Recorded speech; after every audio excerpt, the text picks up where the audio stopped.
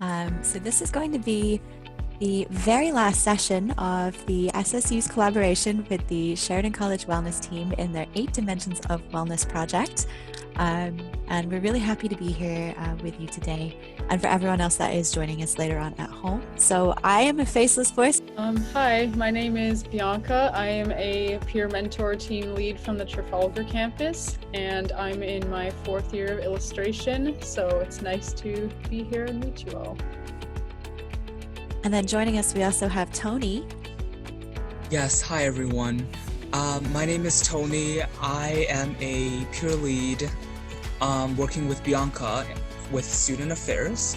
I am also working as a PAL, and I also work as a customer service representative here at the Sheridan Student Union, and I am a second-year Police Foundation student. And the whole topic that we're bringing up today is how to be creative for intellectual wellness. All right. So it's about 6 minutes past the hour. Do you think we should head out? Hi, Rachel. I see you there in the chat. Nice to have you join us today.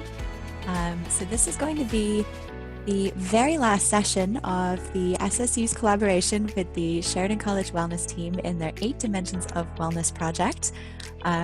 And we're really happy to be here with you today and for everyone else that is joining us later on at home. So I am a faceless voice. My name is Jessica, and I am the Vice President for the Trafalgar campus for SSU. And then we have 2 very special guests on the call as well. I'll let you guys introduce yourself. Hi, my name is Bianca. I am a peer mentor team lead from the Trafalgar campus, and I'm in my 4th year of illustration, so it's nice to be here and meet you all. And then joining us, we also have Tony. Yes, hi everyone. My name is Tony. I am a peer lead working with Bianca with Student Affairs. I am also working as a PAL, and I also work as a customer service representative here at the Sheridan Student Union, and I am a second-year Police Foundation student. Amazing. Well, we're so happy to have you here. I forgot to introduce my program of study because I'm also a student. I'm also in illustration. I'm in 3rd year, which is wonderful. So we have 2 illustrators on this call and a non-illustrator on this call. And the whole topic that we're bringing up today is how to be creative for intellectual wellness. So for everyone joining us and for those listening in at home, we will be doing a quick activity in a short couple minutes. So we do ask that you take a minute when you get a chance in the next little while to grab a pencil and some paper, and we'll be running through that very shortly. But I'd like to open up the session to those people that are listening and pose the question, what do you think of when you think of creativity? Like to our audience members, is there anything that springs to mind?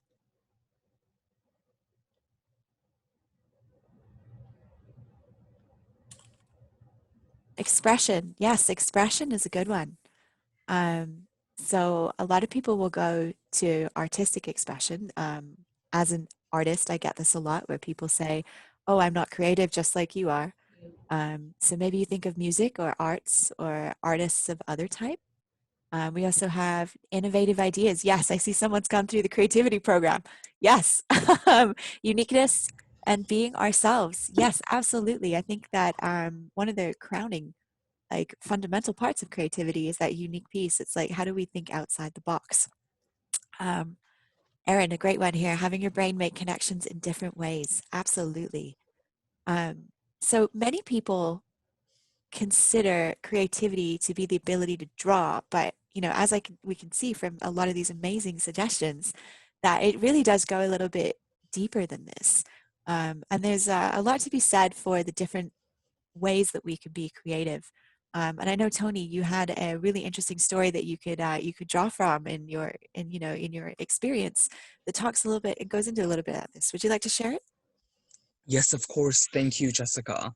I really want to talk about something that I think that happens quite frequently. At least I don't think it just happens to me, and that is what I call them creativity scars. And what I mean by that is, as you can tell earlier, I am not a art student. I didn't really consider myself as a creative person, and I think like a lot of like our opinions about our creativity goes back to childhood. And when we're childhood, we're bold, we're brave, we're able to speak our mind, we're able to present our ideas authentically to the world. And what happens is that sometimes when we are being creative and we do present an idea, a drawing, a picture, or some sorts of original things, sometimes we get attacked by them. Sometimes our teacher will say, no, you're not following the rules. Or our teacher will say, what is that? Or our parents will say, this is good, but this is not good. So we were sort of told social rules, and we started being told that we can't really have our ways. We like not everything is just like the way it is. There are rules to things, and we start to be limited. And sometimes those things can be really hurtful, if it comes from a parent, if it comes from a teacher, if it comes from someone that you generally trust a lot. I feel like sometimes it can change us forever how we view on ourselves when it comes to creativity. So that's why I call them creativity scars, as they are fairly hard to heal, and it does take a lot of work to heal those creativity scars. And I think at the end of the day, it comes to limitations and how we think of ourselves, and it goes to how we view ourselves, like, and the stories we tell ourselves. So a lot of us don't pursue an art or creative fields because we feel like we're not creative, because our childhood or our past says you're not creative, don't go in that field, you're going to embarrass yourself. I feel like the stories we tell ourselves are it just takes such a big part i- I think into you're absolutely yeah. right. Like it's just like one thing, like you being creative, it really involves being brave. Like is to come up with something new, coming up with something unique to be yourself. And these innovative ideas, express yourself is not an easy thing to do. And for one person to cut you down, especially if it comes from something close, like a good friend or family member, and for them to say, "Oh, that's not a good idea," or "I don't like that," is it's so easy to just shut yourself off and never come back to it and think of yourself as an uncreative person, just because one person didn't like your idea. And I think you have a really valid point there, Tony, that a lot of people can relate to. Yeah. Um, And oh, sorry. And I Go like ahead, talking Pam. about like children and how they're creative because like we were all kids once and like kids play pretend and they imagine things and they draw crazy things. So I think that a lot of being creative is like connecting to your child self in a way, like thinking outside the box and overcoming the bravery that you need to like show people stuff. Like it definitely builds resilience when you have to like share your ideas a lot and hear everyone's opinions on them. 100%. I think it's so relevant, and especially to our students as well, where it's just like we really are looking for everything new. You want to step out of the box, and it's just like how do you do that without like feeling so nervous? Yeah. Um, so speaking of like stepping out of the box, I think this would be a great time to introduce our icebreaker. Um, Yeah. and let's kind of warm up those creativity muscles and really start to break down those pieces that hold us back from being creative. And then once we've done that, we can go into a little bit about how being creative is actually really, really good for you. So yes, Bianca, if you want to get us started. Sure. So for this icebreaker, you're going to need a paper and a pencil or something to draw with. So if you don't have that handy, just take a minute to grab that now. And basically what's going to happen is I'm just going to describe something in a really, really vague sense, and you're going to have to draw it. And if you are comfortable sharing, we can turn our cameras on and share everything that we drew. Don't be worried about being a good drawing. That is not the point of the activity. It's just to see differences. So if everybody's ready, I can start the activity now. Okay, and if someone wants to type in the chat, because I can't see the chat on screen share, and type the directions, that would be great. So step one, you're going to want to draw an animal. So any animal, just the first one that you think of.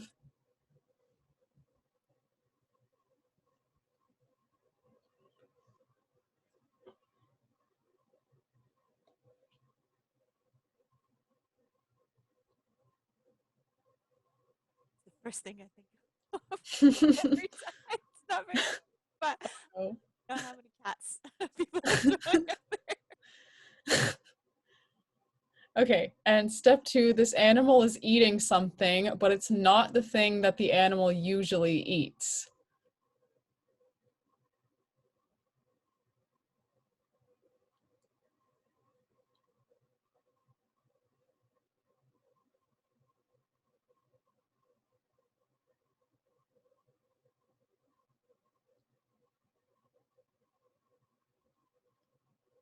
And the third step is that this animal is wearing 2 articles of clothing, so it can be whatever type of clothing you choose them to be wearing.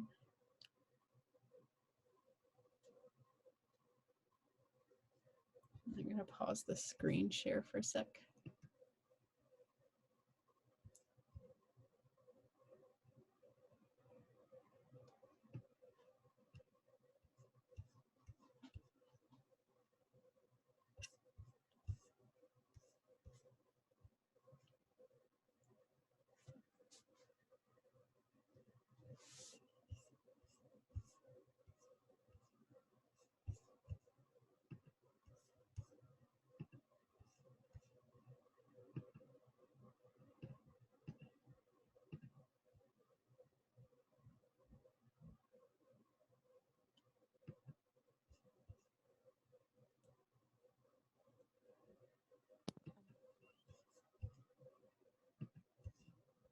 So I don't know. So let me know if everybody's ready to start sharing the drawings.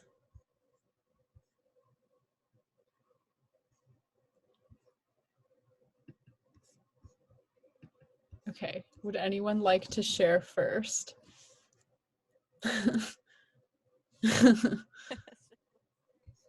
If you don't want to be on camera, you can also put a picture in the chat if that's an option you would prefer.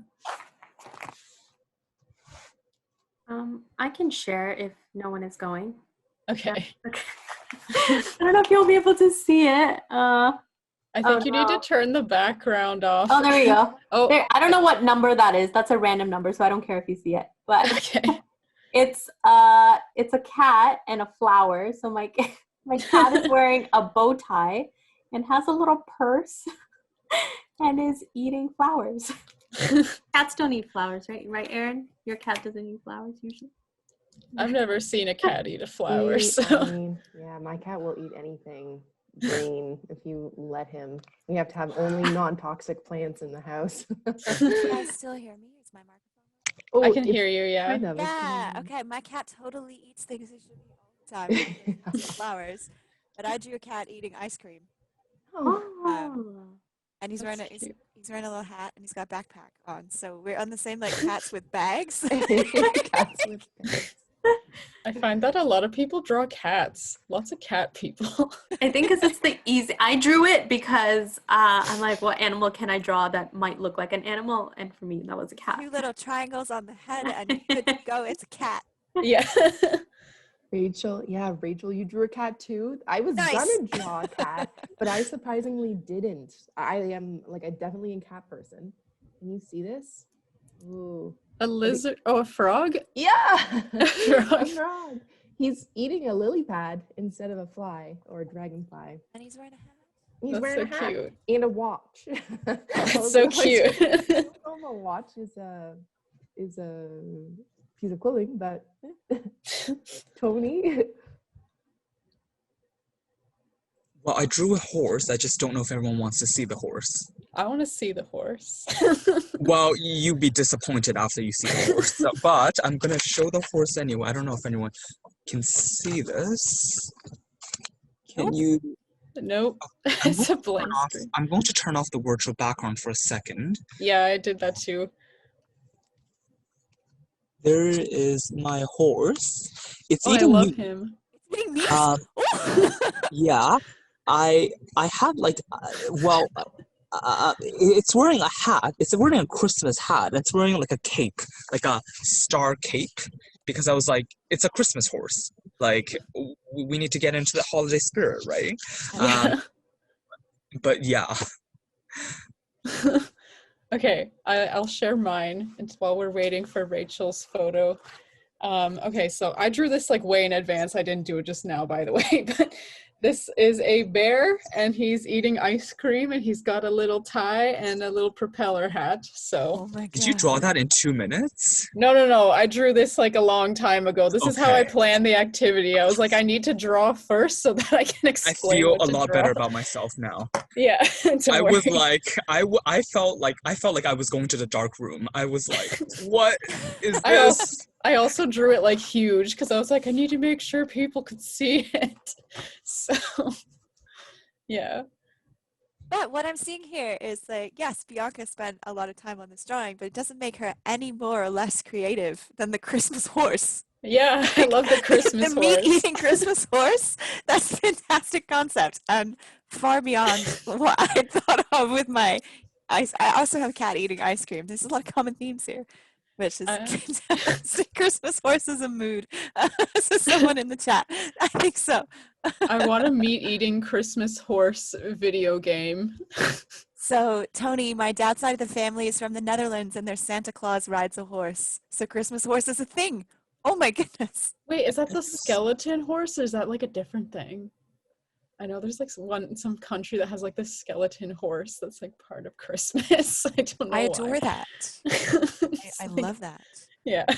I think we are waiting for a picture from Rachel, but why don't we jump through for now? We have a quick short video about how everybody can be creative, because the point is that you don't have to be an illustrator, you don't have to be an artist to be creative, and everybody has the chance to be creative. So I just want to show this little video, just sort of, bring that up again. So we can go right ahead. Everyone can be creative whether they realize it or not. A lot of people tend to think that creativity is binary. Either you have it or you don't. But in reality, we do all have it. It's just a matter of how you interpret it. You know, some people think, I'm not an artist, so I don't use creativity at work. But it's more than just artistic expression. Whether you're working in retail, or you're in an office job, or even if you're a professional athlete, you're probably using creativity to make decisions and solve problems on a daily basis. Creativity is both a skill and a process. It's something you can learn. And like any other skill, it's something you can get better at through practice and repeated use.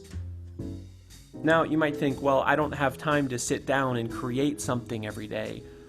This is where it's important to realize the difference between using creativity and actually creating something. You know, in a lot of ways, creativity is all about how you see things. So, yeah, you can use it to create poems or paintings, but you can also use it in practical ways, like coming up with an alternate solution for a work project or organizing things in your home. So the next time you think, I'm not creative, or I'm not as creative as some other people, take a step back and really take a look at what it is you do on a day-to-day basis. You might be surprised at how often you're using creativity. Goodwill Community Foundation, creating opportunities for a better life. All right, so that was our video. And I love that thought of that organizing a shelf in a certain way is a creative venture, and you don't actually have to make some magical piece of art in order to be a creative person. What do you guys think about that? I mean, I get it. I see it. Like, I find that sometimes when I'm procrastinating on my homework, I just like clean my entire room and it makes me feel better. So it's really, the same way. it's good to think about it that way. Like, hey, I'm not procrastinating. I'm being creative. I'm reorganizing my room. Oh, and I see Rachel didn't manage to get a photo to us, but that is okay. I know, Tony, you might have a thought on thoughts like this. You had another piece to share with us. I do, and I thank you, Jessica, and I feel like I really agree with the video here. I think it's so important to like practice creativity every day. I feel like how I like approach it is to like through two pieces. The number one, I had to like make a decision, like make a choice to believe that I was a creative person. And that was really hard because when you have to believe in something, there's like no physical evidence. And it's just like, you just have to believe in yourself. Um, so that was like a hard choice, but I feel like that was something difficult that I had to do. But I feel like the second part is that like believing that you are a creative individual is nowhere as powerful as actually practicing in creativity every day. I feel like when I practice creativity every single day, it brought everything to like a complete new level. I think what I got out of creativity the most is the source of like I honestly got a lot of like self-worth from creativity because I was worthy of creating things, and I was worthy of yeah, letting my It's ideas go fly where a I great don't. feeling. Yes, absolutely. We got a question here for you, Tony, from Rachel, who says, how do you practice creativity every day? What are your little creative moments? I practice creativity by I play chess. Ooh, That's how I practice my creativity. I feel like my creativity really comes out to spark when I like um um when I try to think of like different strategies on how like I play the game. I mhm. feel like that's like I feel like anything to me, like anything you're playing outside of the box is creativity to me. Like It's a um problem-solving piece. right, because in the Yeah. beginning I tried like doing art, but I was like, I don't want to force myself into it. I don't think creativity is about forcing. So I was like, you know No. what, there's got to be another way. And I tried chess, and I was just like, I was really happy, and then like things were going well, and I was just generally happier. And I practiced for like half an hour every day, like at least, and I block off this time for my calendar, and because like there are millions of things you could be doing every day. We gotta like dedicate time on creativity. 100%. So creativity, and the reason that we're doing this whole wellness piece right now is that it's so important for your mental health. So it's like, how can playing a song or rearranging a shelf or playing chess or making art increase your happiness? So we have a few different ways that it can, and we want Everyone to, can ooh, be creative whether they oh, realize hello. it or not. It played when I tried to go to the next slide. That's okay. I was like, that's a nice surprise. But what we want to focus back on is that like we have different ways that you can be creative, and all of these things will help increase your mental wellness, and they'll help you with your feeling better and all those great feel good factors.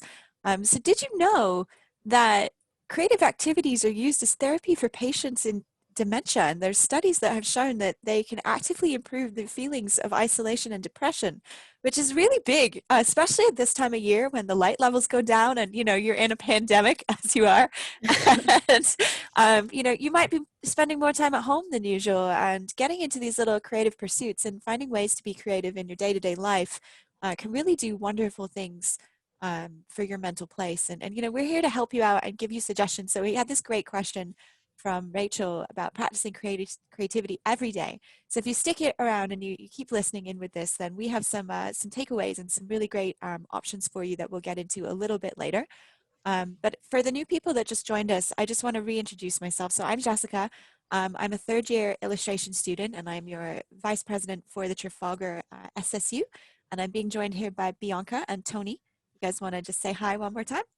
Yep. Hi, I'm Bianca. I'm in fourth year illustration, and I am a peer mentor team lead on the Trafalgar campus. So nice to meet everybody. And then I don't know if we still have Tony in the call. I think he might have had to run off, but thank you, Tony, for everything that you've input in this discussion. You had some wonderful thoughts there. So what we'd like to then move into is the benefits of creating art and the benefits of looking or viewing art. Yeah, and also we're going to touch on this more later, but art is not the only way to be creative, so you can apply this to really anything. But this infographic is specifically about art, so we're just going to go through it quickly. So creating art has a lot of benefits. It can help you relax and meditate, it can ease the difficulty of health conditions, and it can increase brain connectivity, can restore your focus and concentration, and improve quality of life in dementia patients, as Jessica mentioned earlier. But you don't have to create art to get all these benefits. You can also get these benefits just from looking at art. So just enjoying things that interest you and that inspire you can give these same kind of benefits. They can decrease stress levels, increase empathy and emotions of love, and they can improve stronger critical thinking skills as well as relief from mental exhaustion. So it's a really good way to take a break when you're feeling overwhelmed. Just like look at things that you love and content that makes you happy, like watch a movie, play some music, like really anything. Love that thought of you don't just have to create it in order to get the benefits out of it. But what if you do want to create it? Have you ever had that moment of being in a creative mood where you're just in the moment and you're kind of like in that flow and things just feel really easy? And then the great thing about these creative pursuits is that once you've completed whatever it is you're working on, whether that's rearranging a shelf or knitting something or drawing a little doodle, um, you know, you have something at the end of it that's tangible that you can look back on that actually makes you feel good. So getting into the flow of an activity has been shown to reduce your anxiety, boost your mood, and even slow down your heart rate. But it can be really particularly difficult to get there, as anyone that's ever created anything in the world probably knows. So what's a good way to sort of like turn on your creative juices? Well, studies have shown that repetitive creative actions such as knitting, drawing, and writing um, help to activate this sort of flow state of your brain. And the best thing, as I mentioned, is that they all create something you can look back on later, which is like a product or result. And this floods your brain, not to get too technical, but it floods your brain with dopamine and all those beautiful feel better hormones and chemicals. And I think that's really amazing and really interesting.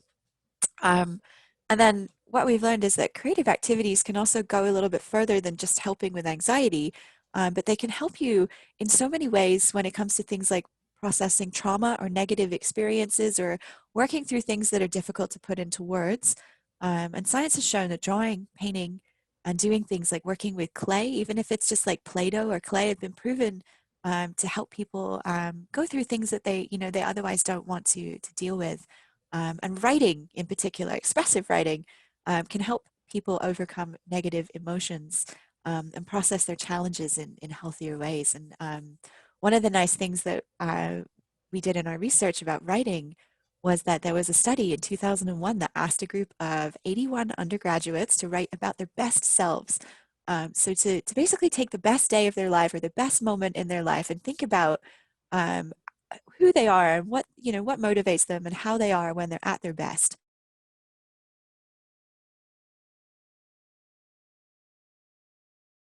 And describe it and do it in a creative way. And just by doing that little exercise, ooh, getting a note here saying my connection is unstable. Am I still coming through okay? I can still hear you. You cut out for a sec there, but you're fine now. Amazing. Okay. What I was talking about was that, we've had undergraduates write about their best self, and it was closely associated with an increased sense of psychological well-being. So just the act of like writing down something that's insanely positive, or or making something up about something that's good in your life, um, can go a really long way to increasing your personal happiness. But there's lots of things that you can do to increase your personal happiness, and writing, or as Bianca mentioned, like just turning on some music and listening to music every day can really help that give you that mood boost. We often take to creative pursuits such as writing and acting and drawing or dancing because they're super fun, but these passions are actually really good for you. Rachel here says that, ooh, I'm running here, that they started reading The Artist's Way by Julia Cameron and has a ton of creative activities to do as a way to recover the creative sides of ourselves. That's a great one. So The Artist's Way by Julia Cameron, for anyone that is interested in picking up a book on the subject, that seems like a great option here. Amazing. Lisa here says she sews. Oh my Oh, goodness. I don't find sewing very relaxing at all because um, I always mess up and I have to unstitch something and re-sew it. I'm not the best sewer, but that is fantastic. If it works for you, yeah. all the You more know what? power. I actually like recently learned how to use a sewing machine because I had a project where I had to make like a prototype. So I made a turtle stuffed animal. Actually, it's right here. I can probably show you. Nice. So I borrowed my friend's sewing machine, and this is my very first time using a sewing machine, so I'm pretty proud of myself. Oh I my God, did he's so cute. I did have to destroy things and redo it a few times, and like she helped with like the final part, like sewing the shell, but overall I had a fun time, and now I'm like I kind of want to buy a sewing machine because that was fun. I love that. Yeah. I love that so very much. I think you did a really good job. Thanks. I used a pattern I got from Etsy, but it doesn't look exactly the same, so I think I'm fantastic. yeah. So, I mean,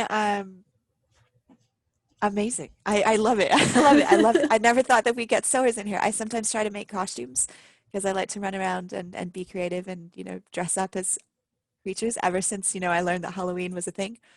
Yeah. Oh, I So, love Halloween. that's just one of those little things that you can do just to amp up your creativity in these really small ways.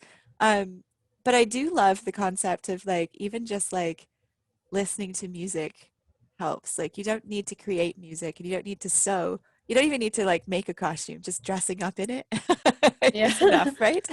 Yeah, Um, cosplay. Lots of people are super into that. and then one interesting thing that I did find out is that, so many studies have shown that, we all talk about stress being the silent killer, and that people that are constantly stressed are at higher risks of all sorts of horrible things. Um, even just listening to music or doing these little creative pursuits, rearranging shelf, folding your clothing inside, when you get a really nicely organized wardrobe and everything's folded and everything's beautifully in its place and you come up with a way to just put your socks together in a better way, like all these things um, give you sort of a little boost. And it's been proven that many researchers agree that listening to your favorite music or doing these sort of things could actually be more effective for you than popping vitamins and eating vitamins daily. It's just doing these little moments of creativity, the things that make you happy, the things that make you feel less stressed. Um, are fantastic. So I mean, like any music, anything you love. The bottom line is anything you love can be beneficial to you. So don't afraid to, be afraid to sew something or create a project or, do something cool. Just because, in the long run, it's going to help you out. But we have put together some really cool slides that are designed to help you out. So we have some creative outlets for different interests. I'm doing a lot of talking, Bianca. Do you want to take it over? Yeah, so we just made a list of like all these different categories of different things that you can do to be creative based on your interests. And this is by no means a complete list, like there's endless ways you can be creative, but if you're not sure, this is a good starting point. So we won't go through all the points, but we will just mention them briefly. And at the end of this presentation, we also have a resource that you can have with a checklist of all these. So that's great. So yeah. Visual arts, that's personally like probably the one that I use the most just because I am in the illustration program and I have to draw a lot. Mhm. But it's different doing art for your program versus art for yourself. So I still draw in my sketchbook just for fun. I still play games like Pictionary or Scribblio, and I love going to museums. You can't really do that much right now, but a lot of museums have online tours and stuff. So if you're interested, that's a super cool thing you can do. And then film and photography. I have to say that I love, like, as an artist myself, and I'm constantly doing art for my program. It's really easy to feel creatively burnt out. I find that the Yes, bottom for line, sure. looking at other people's concept art makes me a little bit more like feeling a little bit better. Like when I'm in like a slump, that's a good way. Even if I'm not creating something myself, I'll just go and I'll just get lost in a hole of doing, looking at someone else's creativity, which can be really inspiring. Yeah, and concept art is great because you can just find a book from like whatever your favorite movie is. Like I have the How to Train Your Dragon concept art book and I look at it all the time. It's just like it's so beautiful. I just like, wow, I someone love did that. this. Yeah. I love this as well for filmmaking, like even just like going for a walk. So going for a walk right there and taking artsy photos for anyone that has been visiting our sessions on the 8 dimensions of wellness. Like this touches so much more on like physical wellness, like taking a walk, environmental wellness, like even from like going out and enjoying nature. Erin here says they're making a video journal of our COVID-19 lives, even if you don't share it with anyone else. Yes. Yeah, I could exactly. just see that some future researcher is just like, oh, I wonder what it was like in this time frame. Gets these little videos of us in our houses talking to ourselves. What else have we got on this creative outlets? Oh, reading and writing, and music and dance. So more in the arts here, but yes, absolutely. Like reading different books or different genres. So I've recently been taking the 21st century novel, which is an elective um, offered through Sheridan College, and it's introduced me to some books that I didn't even know that I knew I would like. The first one on the list was a romance book, and I was like, "Pfft, I want to list. I want to have adventure stories because I love fantasy and adventure books. But I read this romance book, and it was really good. So sometimes like stepping out of your comfort zone and stepping out, trying something different is a really great way to invigorate you. And just learning how someone else did something differently. Like, for example, I love to write, but this was a completely different writing style and a genre that I never write in. And I felt like it helped me, which is Yeah. neat. Yeah, Jessica, it's funny you bring that up because I kind of had a similar experience with a book. Like, I remember like years ago, my mom got me a bunch of books from the library, and she got this one book, and it had like the front cover. It was like a picture of like the back of like a girl wearing a corset. And I just immediately was like, oh, this is going to be some boring Victorian romance novel. Like, I don't want to read that. And then I read it, and it was like this dark fantasy novel, and it was like really messed up and weird. And it became like one of my favorite books. So like, I'm so glad that I read it. It's funny how you can surprise yourself like that. And just like by being willing to step out, and part of what, going back to what we said at the beginning of the video of like being creative is sometimes finding new ways to do things and stepping out of the box. It's just, it can do so much for your mental place just to discover something new. And now you have a favorite book that you never thought that you'd know of ever. Exactly. Erin says, don't judge a book by its cover. It's true. Exactly. It is true. I love hearing music and dance. Like sometimes it's just good. I don't know how many people out there just love to sing in their cars or in their house, and there's nobody around, but they sing anyway. They might not be good at it, but they love to do it anyway. That's me in my car, like having car karaoke by myself. Oh, same. I'm a terrible singer, but I love karaoke because nobody judges you if you're bad. They're all just having a good time. So it's so fun.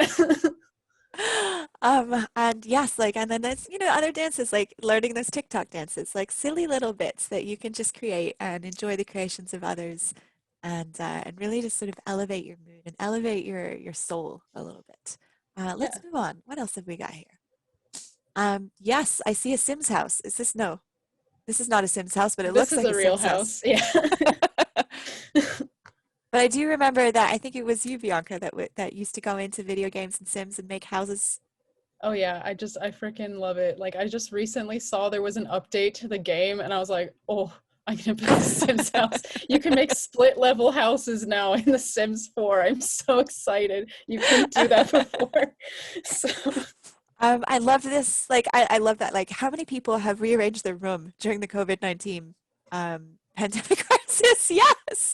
It's just like you get in there and you're just like, I gotta be creative somehow. I'm gonna, make a new display of pillows or, put up plants on a shelf, and it's gonna make you feel better. It's a yeah. really great time now for those people that celebrate the holidays to go really hardcore in holiday decorating and, put up some stuff and put lights on things, make you feel good. Yeah. Yeah. For those people that love fashion and makeup, like why not try thrifting or revamping something, or reading a magazine you don't usually um, delve into, or creating a makeup look that you might want to try and put on Instagram. There's so much like that. I used to be in the beauty industry, and sometimes just going in and just like mixing up colors and making a new lipstick can feel really, really good. Um, what else have we got here? Let's move on. Theater. Oh, improv.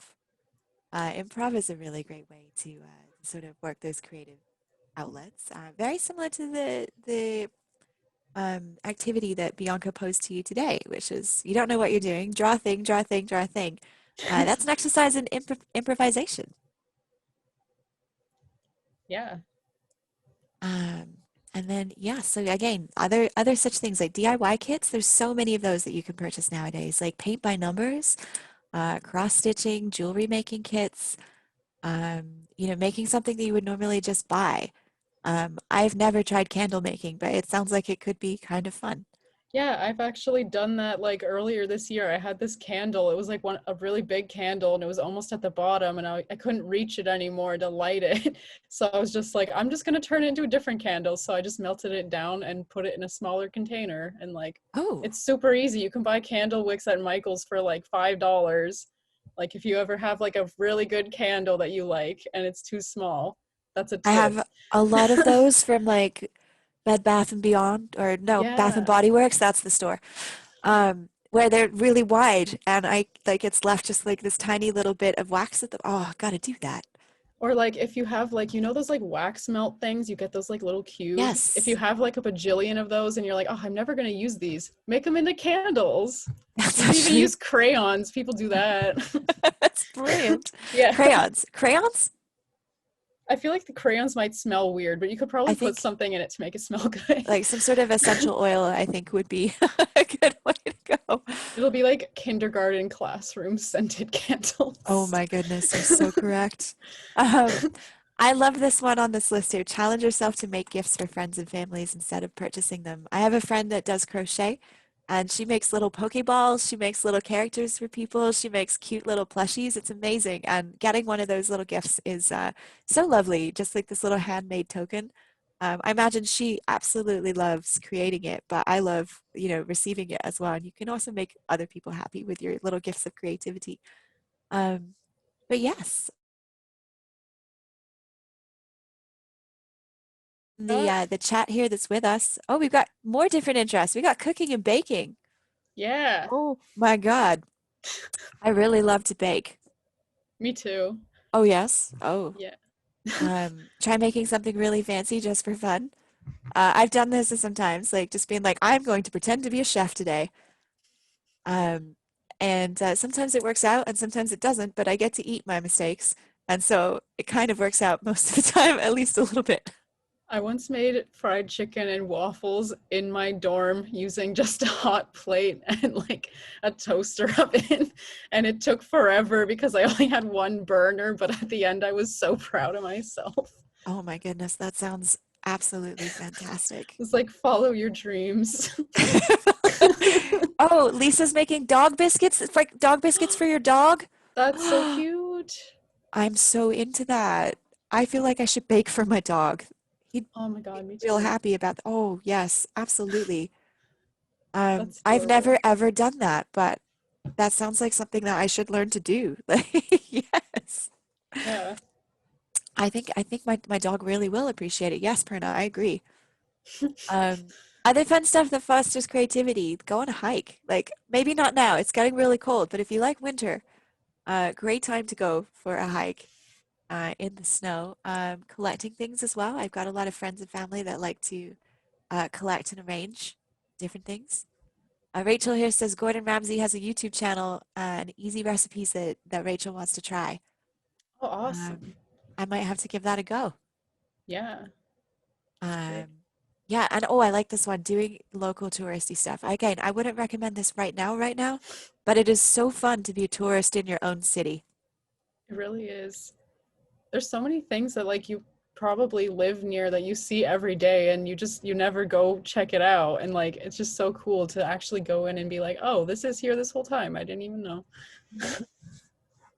But again, and all of that fosters this wonderful feeling of wellness and good vibes and good feelings that we are, that we're searching for in our lives, and it's so very important. But yes, do we have any final comments here? We see Perna loves to cook as well. Perna says she finds it very therapeutic and very creative. Oh, we got a full dialogue here. Erin, have you taken a look at any of these recipes? I don't know. The Gordon Ramsay, he has a video series. I don't know if I've done any like step by step from his, but I've definitely incorporated some of his like this is how you like his video on this is how you cut a pepper. Ooh. Now that's the only way I cut a pepper, and it's like so much less waste of the food. I think he's really smart about explaining how you can cook with less waste, how you can kind of reuse ingredients in different, like if you're cooking a whole meal, like how one ingredient can kind of like be used throughout. So I think like if you're maybe not even if you're new to cooking, but if you're even like kind of like, okay, I'm no longer a beginner, but I want to take it to like that, like really that comfort level, I think he's a good guide to like have those innate like intuitions, I guess, with cooking. Yeah. That sounds really fun. What I want to touch on, if no one has looked this up yet, I challenge you to go to YouTube and look up Epicurious, 50 ways to slice a mango. Speaking of creativity, it basically gives 50 people a food, and I'm picking on mangoes because mango is very close to my heart. It is a food of my people. And they give 50 people a mango and ask them to slice the mango, and people come up with really creative ways to cut it. It's not even food art. They just want you to cut the mango and serve it. And some people just have no idea how. Oh, that hits deep. I do not know how to cut mangoes at all. Right? And they just take the knife and cut it right through the center and are suddenly like, oh, there's something inside. But I love those videos. They're so creative. They're so funny. And they really inspire me. And also then a chef will break it down in the end and just be like, okay, here's how you actually properly slice the fruit. Like, here's how you actually cut a watermelon. Because, like, if I remember one time I got a watermelon and I was like, how do I open this? Oh, that's always the worst. It was also the day that I learned that a watermelon is not a one-person food. Like, you can't just bring a watermelon home and eat a whole watermelon unless I mean, I bet somebody has done it, I'm sure. My grandpa used to eat whole pineapples. Oh my goodness. Oh my goodness. Like by himself in one sitting. My uncle actually used to carve pineapples. Speaking of creative things, my uncle's a chef, like a hobby chef, but he would carve a pineapple like in a spiral shape and then put it as the centerpiece of the dinner for the table, and then he would cut it up at the end of the dinner, and then we would eat dessert, which I always thought was just really cool and really and kind of just a little bit fancy. That is cool. All right. So, yes, I think we can start to wrap up here. But in conclusion, going through all of this, no matter what it is that you're creative about, whether it's cooking or dancing or cleaning, or even just like walking around somewhere and looking at something cool that someone else has created, whether it's just listening to a song or writing your own, using these little acts of creativity, playing chess every day, and doing these little things and making sure that we put them in through our week helps make you happy. It reduces risk of health issues. It improves your mental health, which is enormous. And then with that, that mental health piece comes the boost to immune system. And it also apparently makes you smarter because being creative involves problem solving, which means you're constantly challenging your mind.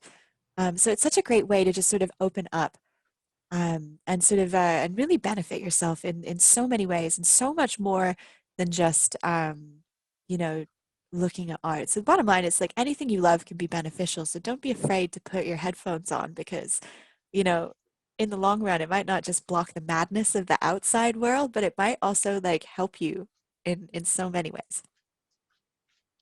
But yes, so we have I know that we have posted in the intellectual wellness and the creativity for intellectual wellness. So we have offered a downloadable template of all those things. So you don't have to go through this whole slideshow again if you don't want to. But we have a nice list of all those different creative pursuits that might give you inspiration or might give you some inspiration or, ideas to how to increase creativity in your daily lives. And you can go to our website at thessu.ca. And then we've posted the link and we'll put it up with this presentation as well. But you can go there and check out the Creativity for Intellectual Wellness piece and download that if you're interested. And you can also check out all the other sessions that we've had. So this is the last session of the 8 dimensions of wellness. And I know the wellness team that we have here, Perda and Erin, have been working so hard behind the scenes to collaborate with us and the students. And if you are just checking into this session and you haven't seen any of the others, I would highly recommend going onto our website and checking out the other sessions and going through them and seeing what all these wonderful students and your peers have put together to sort of go through these dimensions of wellness and really help you out and bring new perspective and maybe give you some thoughts that you didn't have before. Yes. Amazing. All right. So with that, I would really love, I want to say thank you so much for the lovely comments that we're getting in the chat. Really, really appreciate all the smiley faces and the thank yous. And thank you so much for the compliments. We appreciate that. But thank you for coming and joining us. And thank you to everyone that wanted to check in on this session. We're so happy that you checked in. Please don't be afraid to reach out. We are here for you on social media at any time. And then we did also link in the presentation 2 other services. So if you feel like you have if you have immediate need for support, you can go to Empower Me, which is offered to domestic students, and then Keep Me Safe for international students. And we urge you to reach out to your peer mentors like Bianca as well. If you're ever in need of anything at all, we'd be more than happy to support you in any aspects of wellness. Yeah, that's awesome. You guys were really engaged, so thank you so much. Yes, thank you so much for everyone that has chipped in here, and we'll leave it at that. But thank you again, And yes, go check out Gordon Ramsay. Absolutely. Absolutely. Have a wonderful evening or good day or wherever it is that you're checking in. And hopefully we'll hear from and see from you guys soon.